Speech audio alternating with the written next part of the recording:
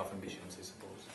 Yeah, you know, we also realised that we needed a few more victories on the road in order to secure a playoff, which is obviously high in our ambitions, and very, very disappointed, you know, in terms of we went there, we played a sublime first half into a gale force wind, and unfortunately for us, that didn't replicate the second half. It almost died, and then we made a few little costly errors really, which was the difference in the end.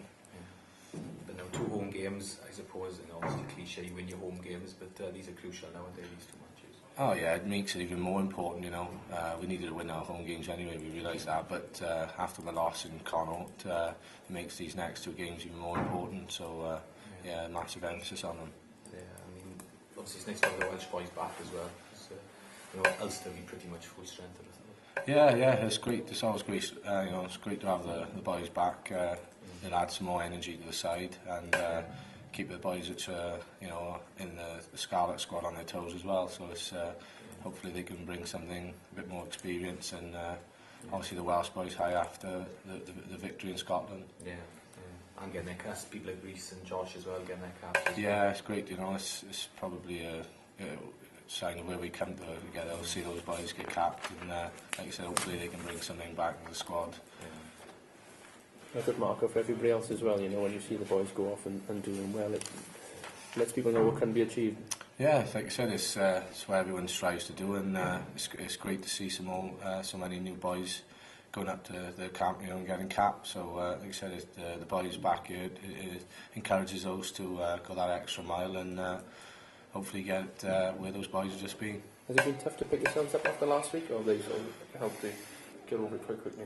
No, you know, in a way, like I said, although we didn't get a victory, it was such a you know, boost in terms of things we've gone up there and concentrated on. It's not an easy place to win, and very few teams do win there. But we didn't obviously train for that gale force wind in the first half, and the way that our performance then was as good as any we have put in this year in a totally different situation. You know, I know we're classed as a side that plays attractive rugby, but at times you've just got to, you know, you've got to play with the elements, and I felt as a pack of forwards, our boys, you know, grew, and I think we'll be better for that leading forward.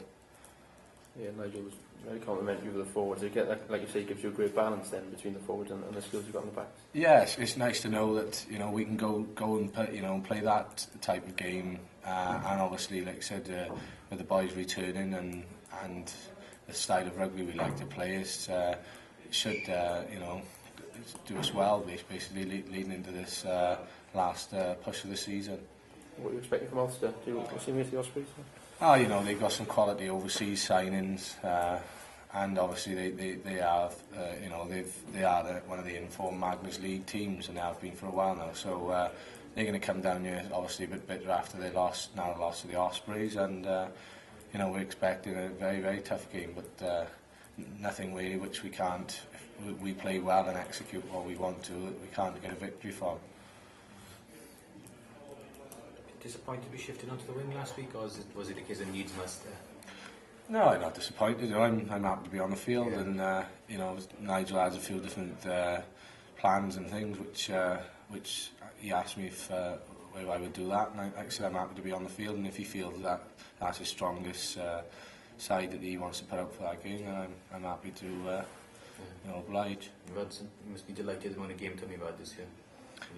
Yeah, it's been you know, it's been nice. You know, I played a bit last year, obviously a lot more this year, but yeah, it's just nice to get a regular run of games which allows, you know, build some consistency then. And the targets now for is it just a case of taking it week by week now for this, or do you set the targets for these 2 games now?